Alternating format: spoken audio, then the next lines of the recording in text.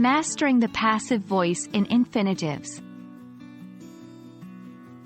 Hello, English language learners. Today, we're going to delve into a fascinating aspect of English grammar: the use of passive voice in infinitives.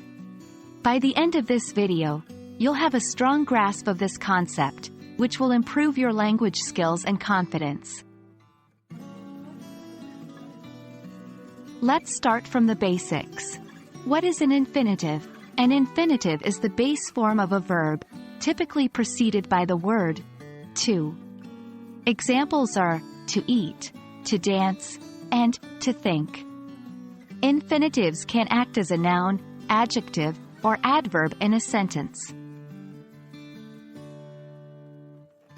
Before we dive into passive voice in infinitives, let's quickly recap what passive voice is. The passive voice is a sentence construction where the subject of the sentence receives the action, rather than performing it. For instance, the book was read by John is in passive voice, as the book is the subject but is not doing the action, it is receiving the action. Now let's combine these concepts. Passive voice in infinitives is created by using to be, followed by a past participle. For instance, in the sentence, the room needs to be cleaned is a passive infinitive. Let's look at some examples. 1. The document is ready to be signed. 2. The meal is too delicious to be forgotten.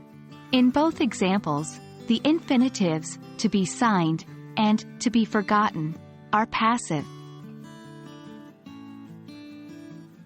Passive voice in infinitives is commonly used when the doer of the action is unknown or unimportant, or when we want to emphasize the action itself rather than who is performing it. Here are examples. 1. There's a lot to be done. The person who will do the work is not specified. 2. This matter is not to be taken lightly. We're emphasizing the importance of not taking the matter lightly. And that wraps up our lesson on passive voice in infinitives. Remember, the passive infinitive is formed with to be plus past participle. Practice creating your own sentences using this structure, and you'll master this skill in no time. Thanks for watching, and keep up your great work in learning English.